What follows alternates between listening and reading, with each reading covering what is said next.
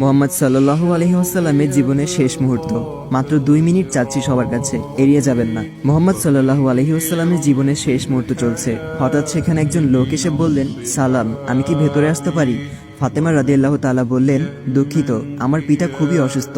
ফাতেমা রাদিয়াল্লাহু তাআলা দরজা বন্ধ করে রাসূলের কাছে গেলেন। মোহাম্মদ সাল্লাল্লাহু আলাইহি ওয়াসাল্লাম বললেন, কে সেই লোক? ফাতেমা বললেন, এই প্রথম আমি তাকে দেখেছি, আমি তাকে চিনি না।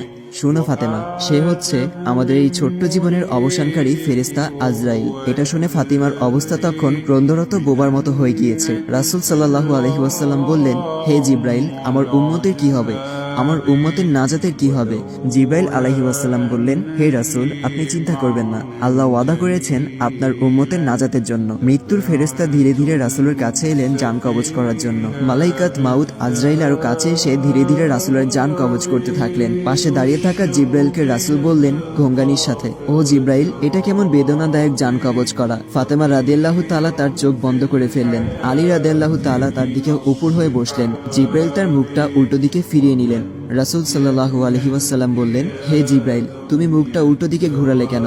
আমার প্রতি তুমি বিরক্ত? জিব্রাইল বললেন, হে রাসূলুল্লাহ, সাকারাতুল মাউতের অবস্থায় আমি আপনাকে কিভাবে দেখে সহ্য করতে পারি? ভয়াবহ ব্যথায় রাসূল ছোট্ট একটি গঙ্গানি দিলেন। রাসূলুল্লাহ সাল্লাল্লাহু আলাইহি ওয়াসাল্লাম বললেন, হে আল্লাহ, সাকারাতুল মাউতটা মানে জান কবজের সময় যতই ভয়াবহ হোক সমস্যা নেই, আমাকে সকল ব্যথা দাও, আমি বরণ করব, কিন্তু আমার উম্মাকে ব্যথা দিও না। রাসূলের শরীরটা ধীরে ধীরে ঠান্ডা হয়ে আসতে লাগলো। তার পা বুক কিছুই নড়ছে না আর।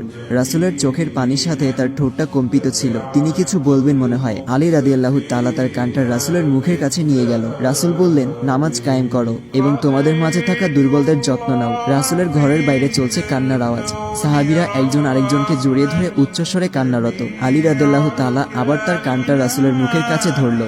রাসূল চোখ ভেজা অবস্থায় বলতে থাকলেন, ইয়া উম্মতি, ইয়া উম্মতি। আল্লাহ আমাদের সবার মাঝে বুঝদান করুন। ভিডিওটি ভালো লাগলে অবশ্যই শেয়ার করবেন।